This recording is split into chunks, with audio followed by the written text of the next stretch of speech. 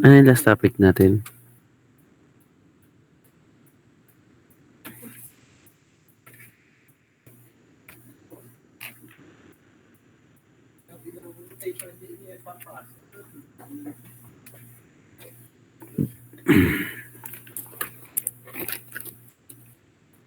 No?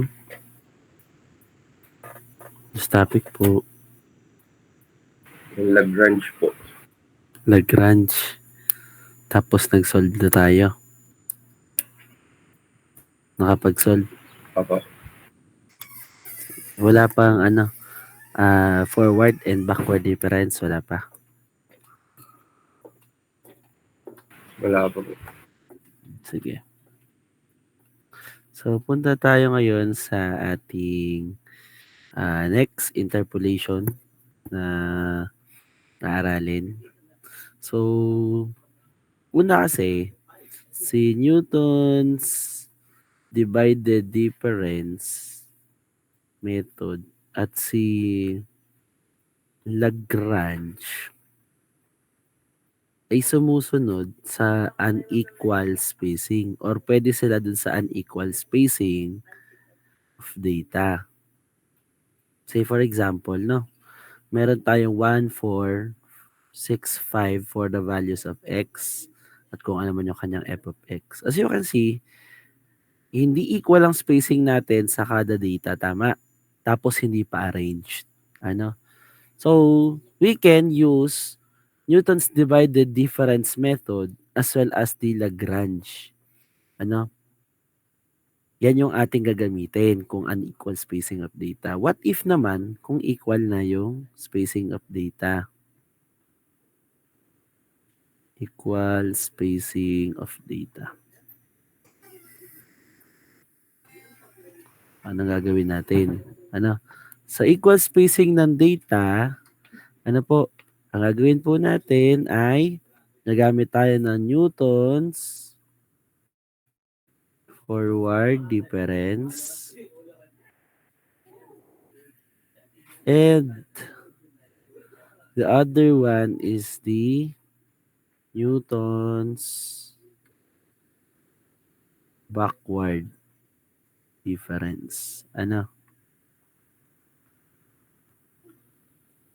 Okay? So, meron tayo Newton's forward difference and Newton's backward difference. Ganito po kasi yan. Para masabi natin na equal ang spacing ng data, say for example, say for example na lang, yung ating x1 is equivalent to x sub 0 plus the h. Okay? So, ang h natin, yun po yung space. Yun po yung spacing ng data or yung delta x tinatawag.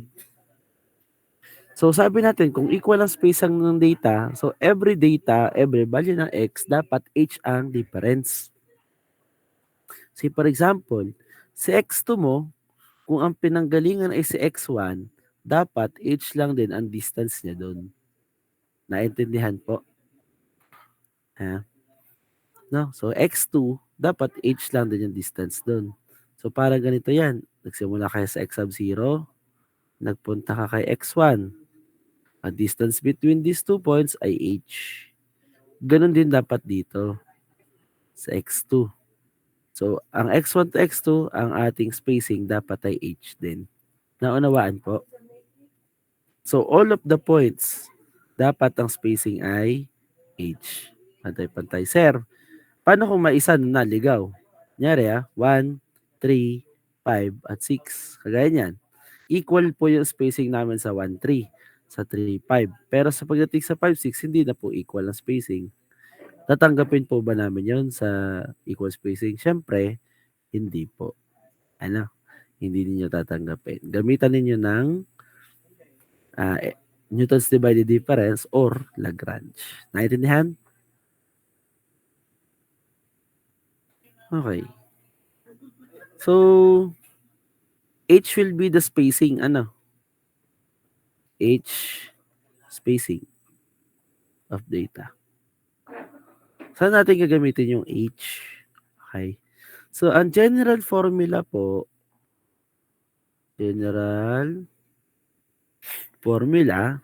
para sa Newton's forward difference, meron po tayo na F sub n of x. Okay?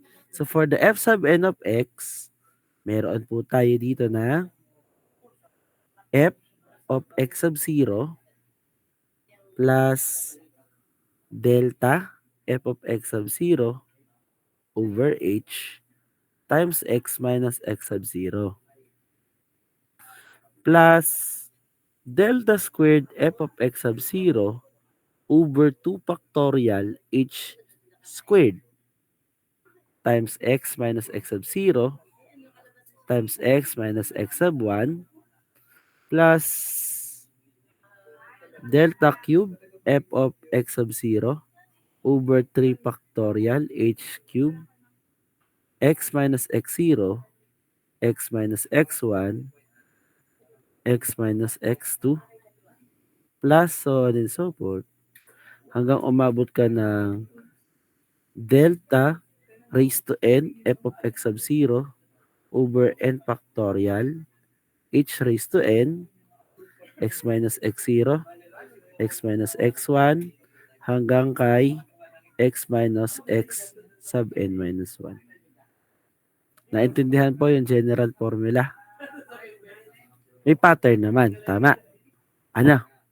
Kumbaga, sa Newton's divided difference natin, ito po yung mga terms ng B. Ayan, yan yung term ng B. B sub 0, ito ngayon yung ating B sub 1, ito ngayon ang ating B sub 2. Nasusundan po ba? Di ba yung kadugtong nung mga B natin, ito x minus x0, x minus x0 times x minus x1. Tama po? So, yun lang din naman po iyon. Dito nga lang, gumagamit tayo ng forward difference. Ano? Forward difference. How about the other formula or the other method? Si other method naman, ito yung general formula. Ano? Pagsasabay ko na. Ang general formula naman natin ay f sub n of x equals to f of x sub n plus inverted delta or tinatawag natin na nabla. Okay, pagka delta, triangle. Ano? Kapag baligtad na delta, tawag dyan nabla. Okay? Ayan, nabla. So, meron tayong nabla ng f of x sub n divided by h. Take note ha, sa forward difference, f of x sub 0. Sa backward difference, f of x sub n. Okay? Magkaiba yan. Tapos dito, meron kang x minus xn and then plus nabla squared of f of x sub n divided by 2 factorial h squared x minus xn x minus x sub n minus 1. Okay? Plus nabla cube ng f of xn over 3 factorial h cube x minus xn x minus xn minus 1 times x minus xn minus 2 plus ellipsis hanggang kay nabla raised to n ng f of x sub n over n factorial h cube x minus xn times x minus x sub n minus 1 ellipsis hanggang kay x minus x1. Yun naman yung difference. Yun naman yung pagkakaiba sa Newton's forward. Wait lang po, may sasagutin lang ang tawag.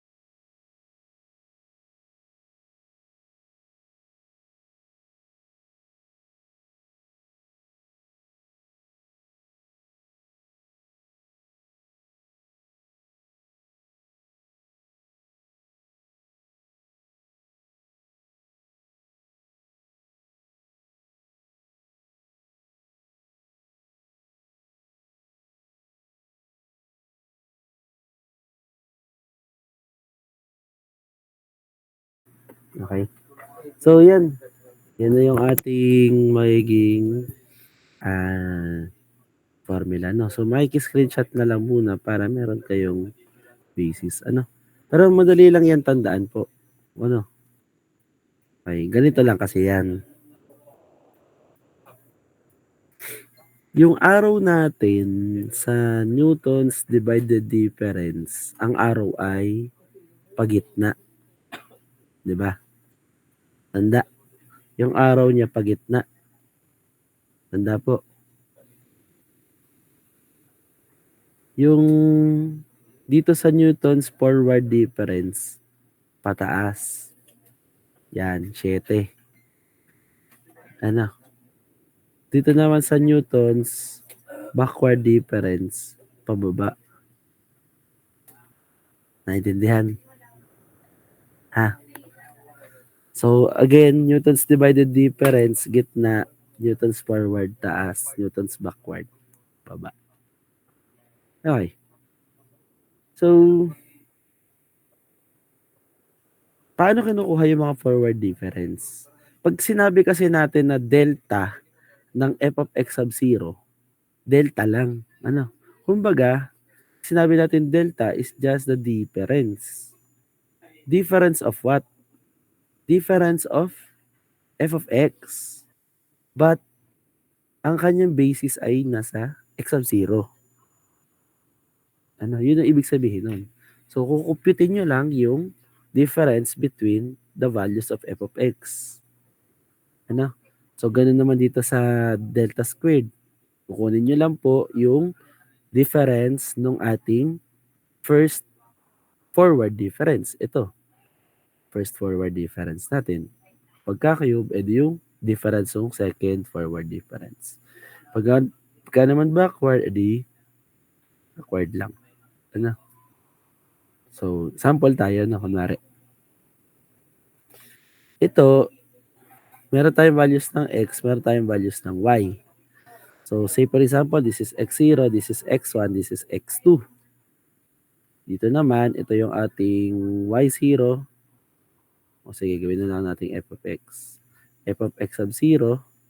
Ito yung ating f of x sub 1. Ito yung ating f of x sub 2. Yan. Paano kukuhanin si forward difference? Si forward difference po, o si delta f of x, ano? Gagamit tayo ng 7. Ito. Ito yung arrow na ito. So, ganyan. Ayan. Yan po yung ibig sabihin ko dyan. Pag kinuha natin yung forward difference niyan, mangyayari, first forward difference of what value of x. Kung saan nakatapat yung ating arrow, kung saan nakatapat yung uso ng arrow, yun po yung subscript. Kagaya nito, nakatapat siya sa x0. Tama ba? Nakatapat sa x0. So, for the first difference nito, we have delta f of x sub 0. Nagets po ba yun? Nagets? Oh. Ay, ano ngayon yung pagsusubtract natin dyan? Siyempre, itong si f of x sub 1 minus f of x sub 0. Ano? Naintindihan po? Tapos ito. Oh.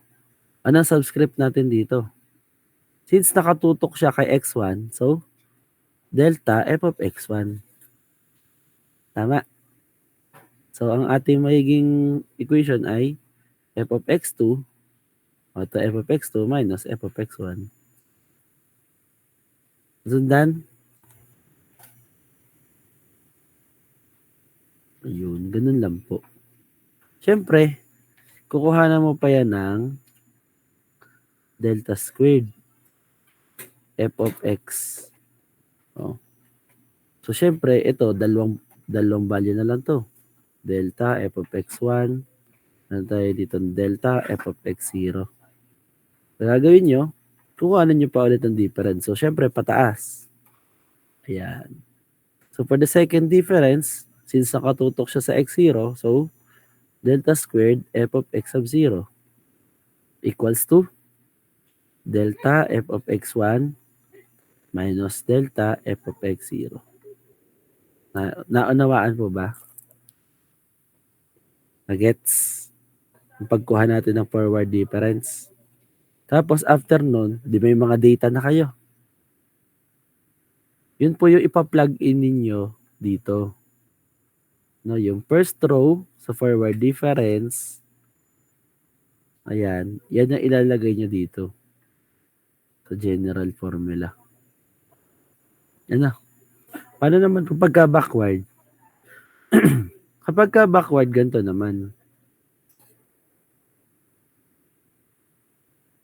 May value ka ng x, may value ka ng y. Diba? So, x0, x1, x2. So, f of x0, f of x1, f of x2. Paano mo kukuhanin si nabla f of x? To get the nabla f of x, ganito nga gawin ninyo. Di ba kung forward 7, kapag ka backward pababa, na?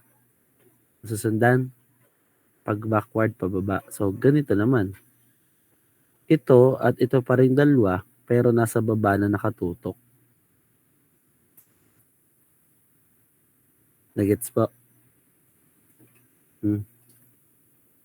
Nagets?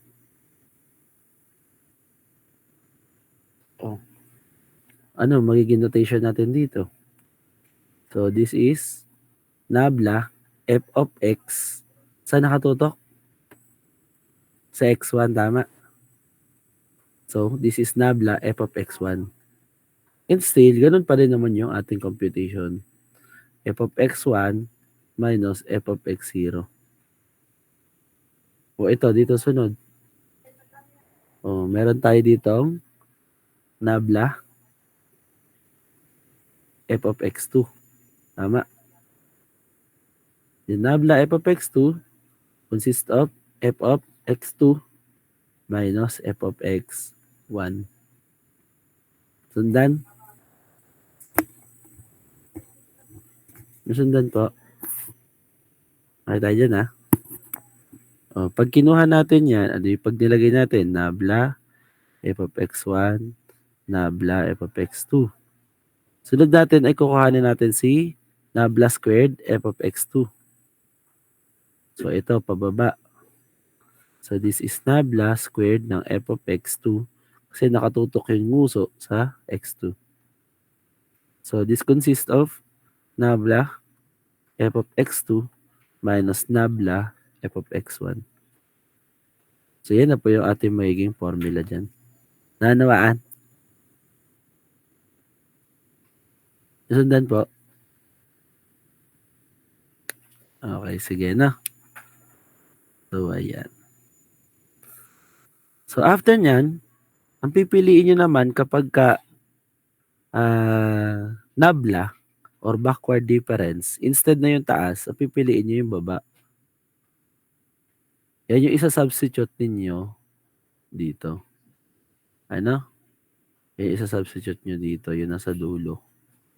Pero dito, take note, this is xn, not x0. Ha? Alamin ang pagkakaiba ng ating formula. Okay? Nagets?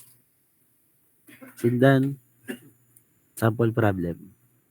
Ano? Sige po, sample problem tayo.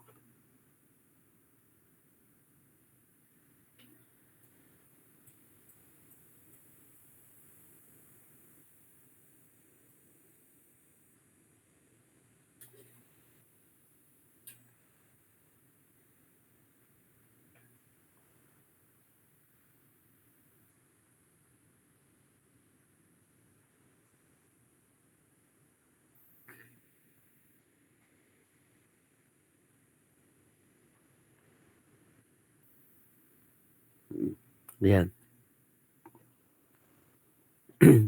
Cubic NFDP at cubic NBDP. Okay? So, solve na natin yung ating approximated value ng f of 4. So, solve muna natin si A, ano? Ay, wala pa pala data, sorry.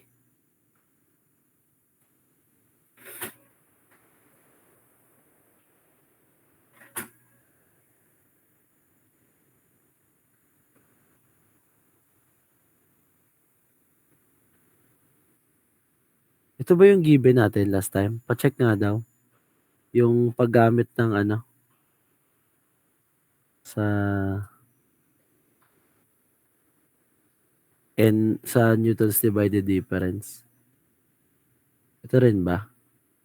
1.0986. Tama? Parehas?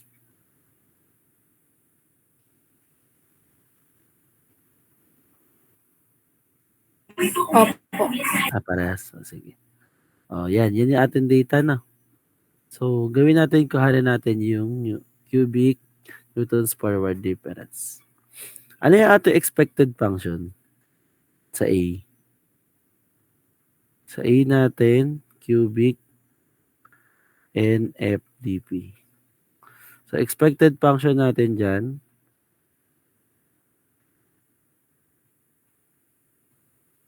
meron tayong f sub 3 of x. Tama. So, we have f of x sub 0 plus delta f of x sub 0 over h times x minus x0 plus delta squared f of x0 2 factorial h squared x minus x0 x minus x1 plus nabla cube f of x0 over 3 factorial h cube x minus x0 x minus x1 x minus x2. Naunawaan po? Sundan?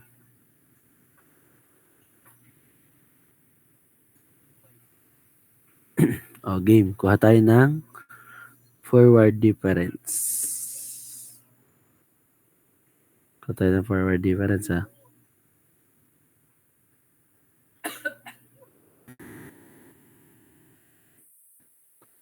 Ilang level meron tayo dito sa forward difference?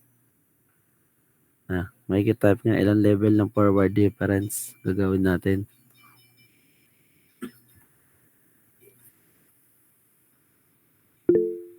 Tatlo, ano? Okay, sige. Start tayo. So, f of x, ito ay delta f of x. Ito ay delta squared f of x. At ito ay delta cube f of x. Okay? So, syempre, forward tayo. So, 7. Ayan. So, ganito muna, no? Kuhanan natin. Okay, solve natin yung mga first difference. First, forward difference.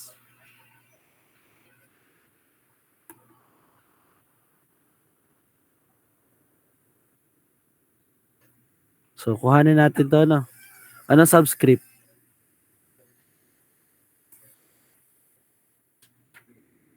Anong subscript natin? Anong x natin dito? X sub? X sub? X sub? So, nakatutok yung uso? Kung araw? 1 po. So, 1 ba? 0. Di ba ito yung uso? Katapat si x0. Ang tinutukoy nyo pala ay 1. x0 ay 1. Okay, sige. x0 muna tayo na. Ayan. Wag yung value. Ayan. x1, x2, x3. Ayan. Delta f of x sub 0. Pagka ating in-expand yung formula. So, f of x1 minus f of x0. So, anong value?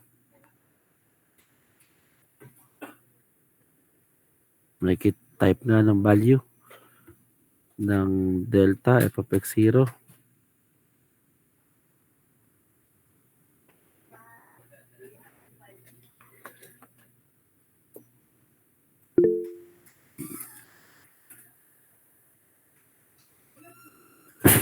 Naintindihan? Sunod. Delta f of x1. Pag in-expand, f of x2 minus f of x1. So what will be the value of delta f of x1? Makiki-type ng value.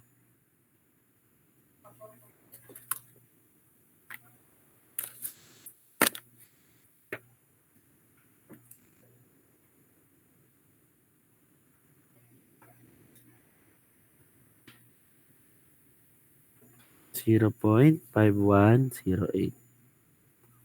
Next, makikikuha naman ng ating delta f of x2.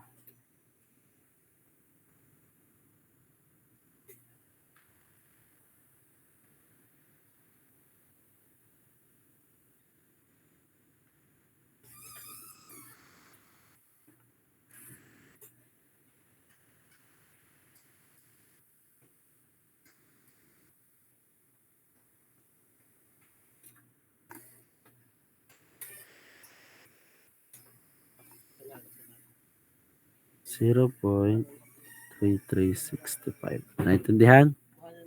Nagets po? Yeah.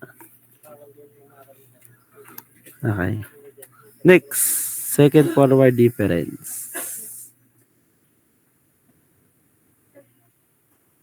Yan. Sa second forward difference, ng formula gagamitin. So ito, una natin kukuhanin ay si delta squared f of x0. Tama? Ano? Ang pag in-expand, si delta f of x1 minus delta f of x0. Tama po. O anong value natin dun?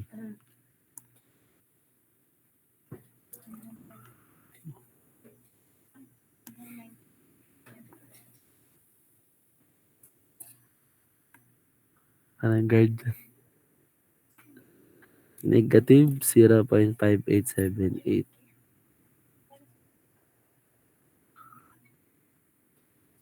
Okay, next. Delta f of x1. Pag in-expand, delta f of x2 minus delta f of x1. Ano may sagot?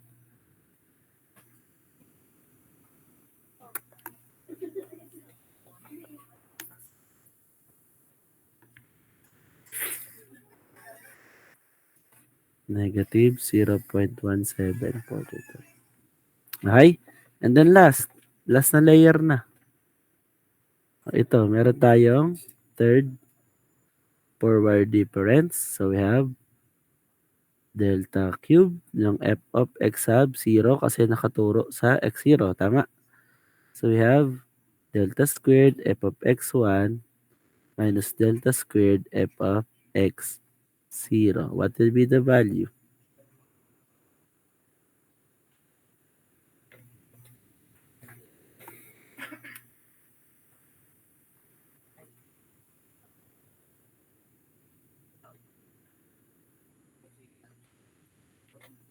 Zero 0.4135. Ay na. Sundan.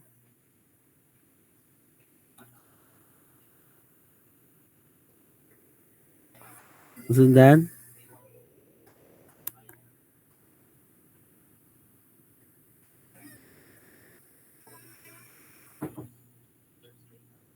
Okay na po. Sige. So, ito yung kukuhanin natin na data. Ano? Ito po. Yung mga yan. Kukunin natin na data at ipa-plug natin dito. Diyan. Pa-plug natin dito. Ano? So, dito pala. Ito. Yan. So, ano ang ating approximated function? Kayo ang magsusulat dito ha. Susulat niyo yung solution. Hindi ko lang nilagay. Substitute ko lang po. So, f sub 3 of x equals to f of x sub 0 na 0. So, huwag nyo na isulat. Plus, delta f of x sub 0. So, meron tayong 1.0986 divided by, what is the value of h? Sige nga, ano ang value ng h natin?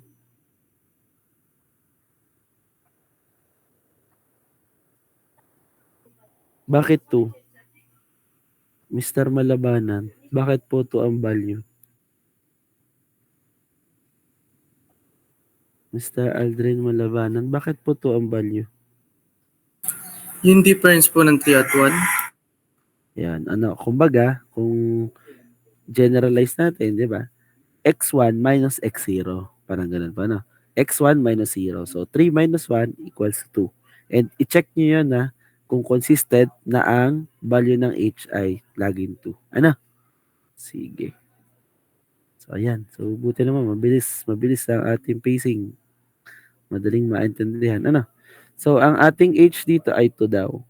Then, x minus x sub 0, which is 1.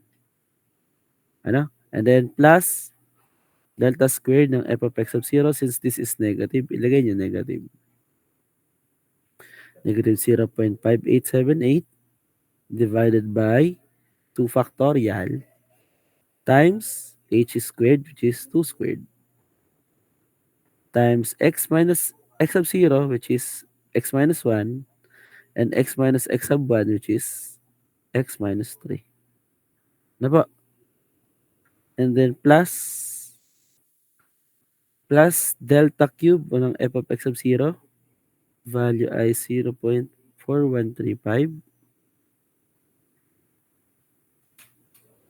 over 3 factorial times h cube, which is 2 cube,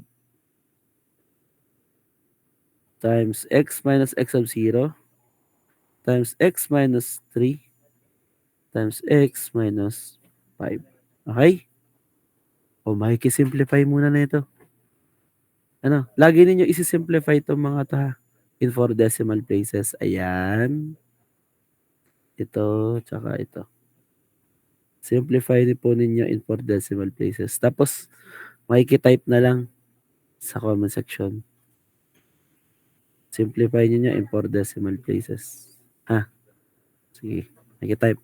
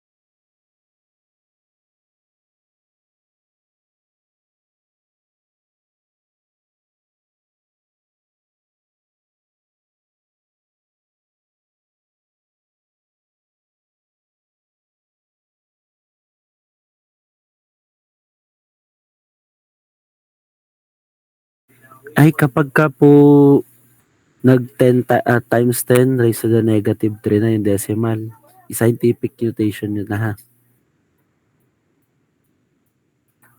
Ano? Papalit nung 0.0086. Gawin yung gawin po ninyong scientific notation na kasi times 10 raised to the negative 3 na.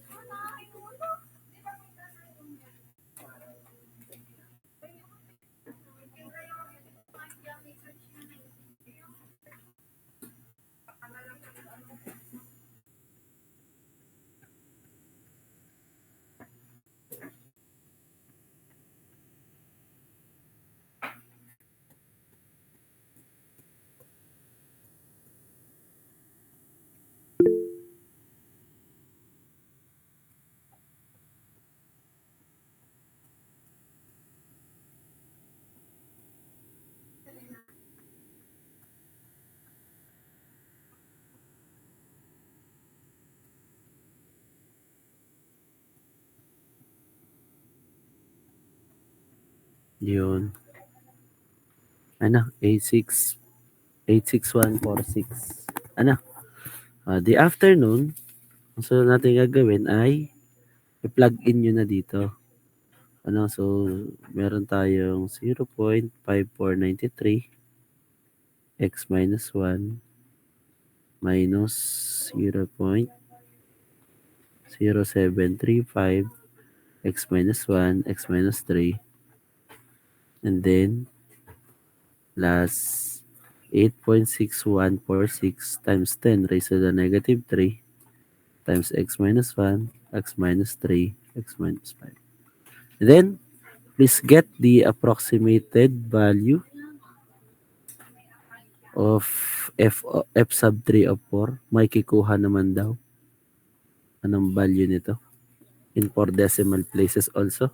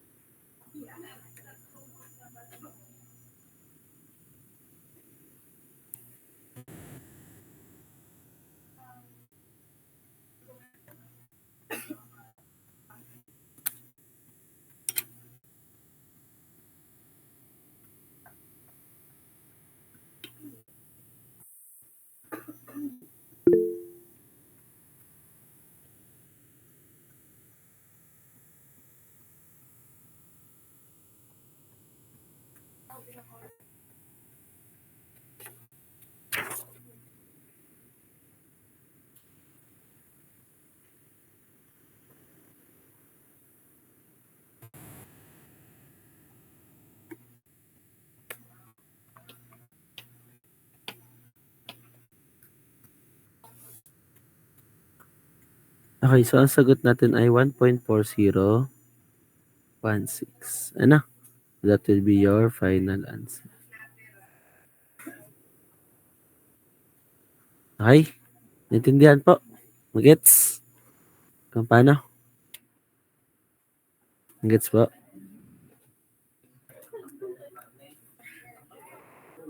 Okay, sige na. So, iyan ay Newton's forward pa lang. Ano? Kukuhanin pa natin si Newton's backward. Kopyahin ko lang yung data. So, using cubic NBDP naman. Sa cubic NBDP, meron tayo dito na data.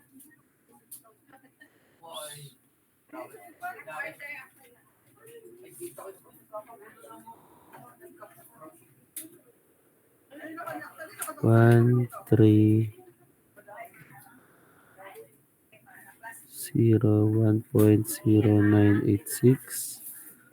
1.6094, 1.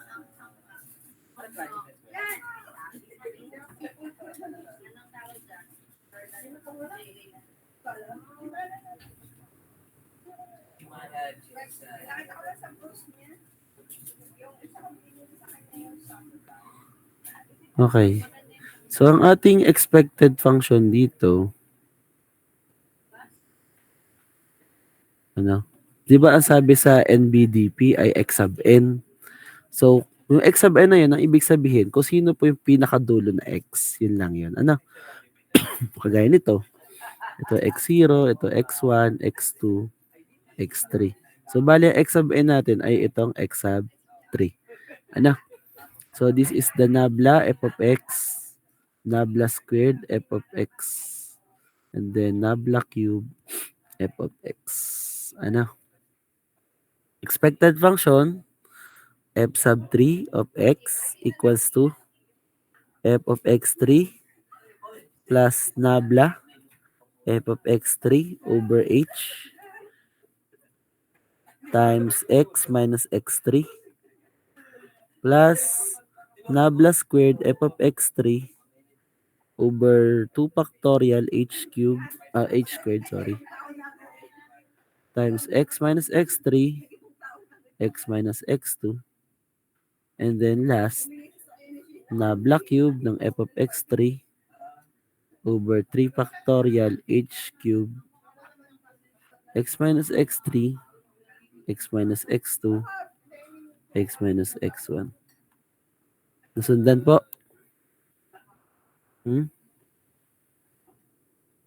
Nasundan? Sige, kunin natin yung mga nabla differences. So, lahat ng yun ay pababa. Okay? So, first, backward difference. So, una, meron tayong nabla. Since nakatutok yung uso sa x1, so nabla f of x1. So, we have f of x1 minus f of x0. Ano po ang ating value dyan? Compute. Type sa, type. So, 1.0986. Tama.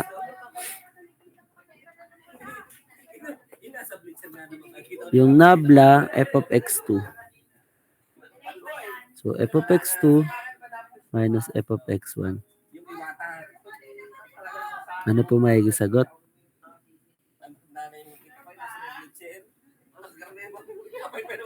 Napapansin nyo ba? Parehas lang ng data sa kanina. Parehas lang, umulit lang. Pero syempre, iba na po yung placement ng answers. Kaya kailangan nyo pa rin manumanuhin. Baka mamaya, maging overconfident kayo. I-recheck nyo pa din. Ito, nabla f of x3.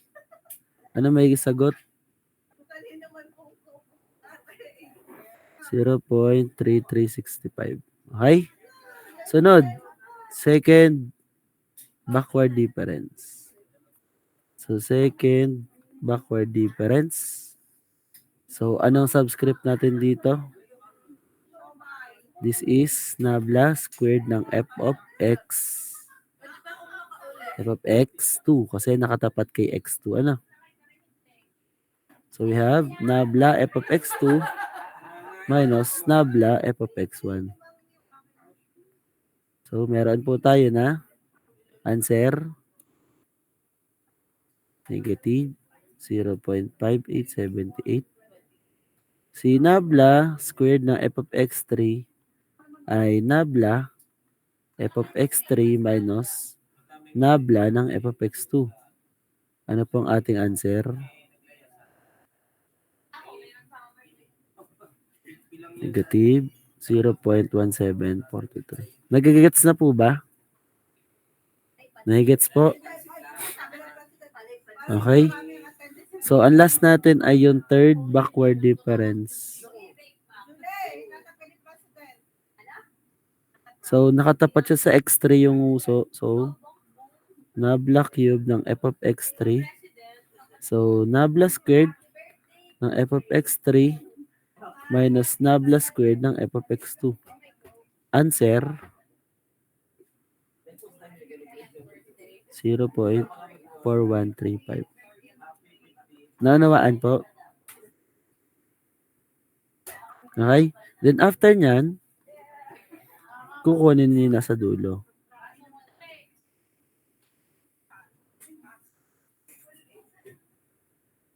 Yan. Yung nasa dulo naman nakukuhanin na, hindi nasa taas. Kapag ka backward yun sa dulo. So gawin nyo, substitute nyo lang dito sa expected function. Substitute nyo dyan.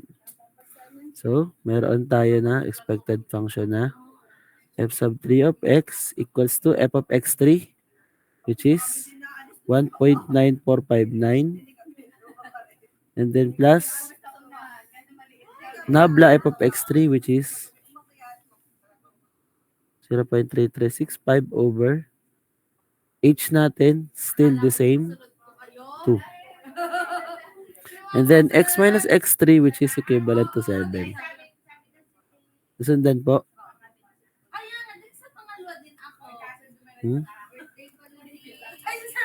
Kung bakit x minus 7? Kasi ang x3 mo ay 7. Next. So, ito, yung nabla squared ng f of x3 ay negative. So, negative 0.1743 divided by 2 factorial times 2 raised to 2. X minus 7 and then x minus 5. And then, ang last, ito, positive siya, no? So, 0.4135 over 3 factorial times 2 cube. And then, x minus 7, x minus 5, at x minus 3. Naunawaan po?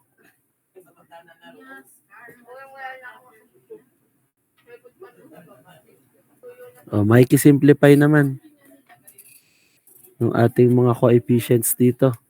O, simplify nyo to in 4 decimal places. Tapos type sa comment section. Thank you.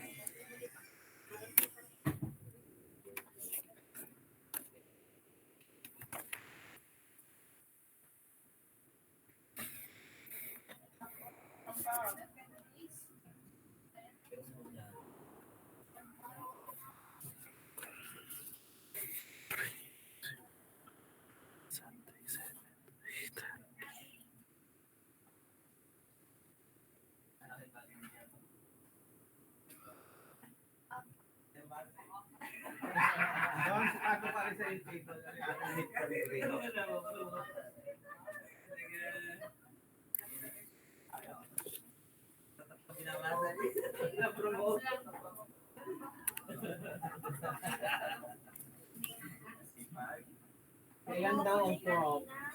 Kailan daw mga prop?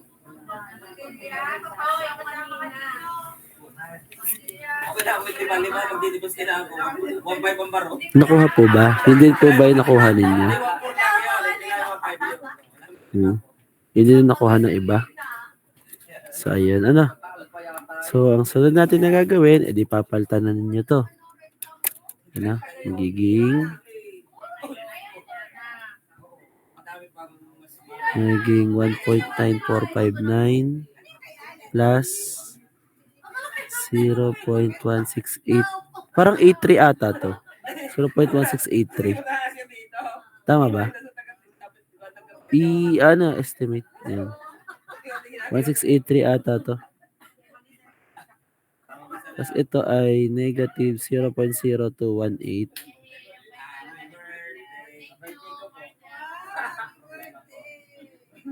And then, plus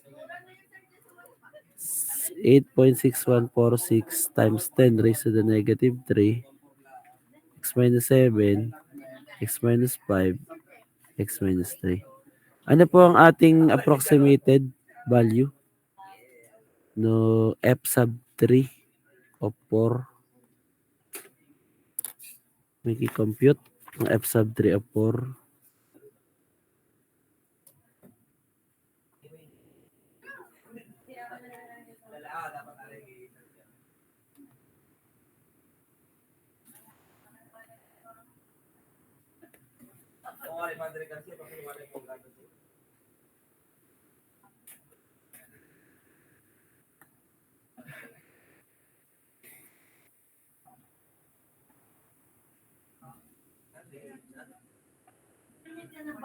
Nalito ba?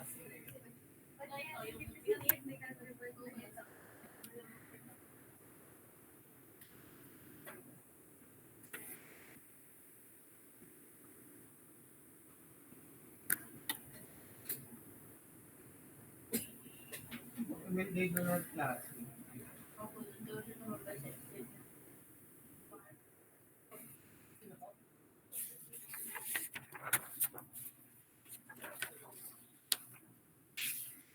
One point 4014.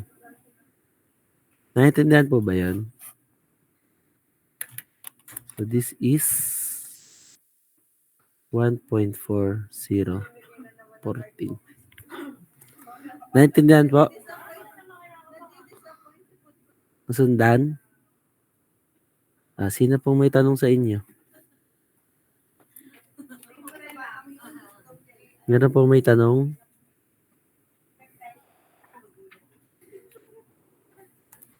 Questions? May removal po ba? Questions? La.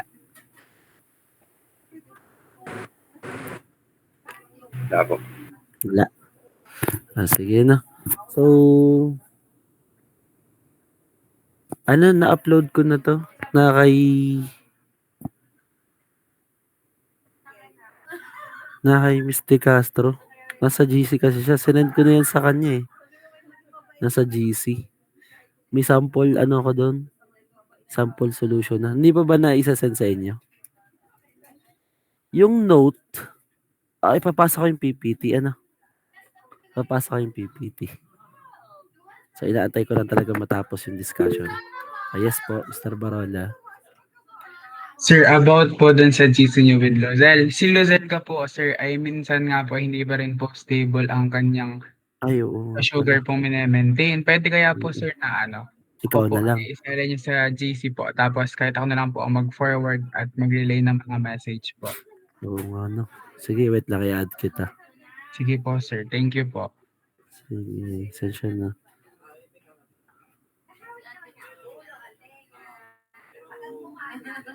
Yan, kaka-add ko lang sa'yo.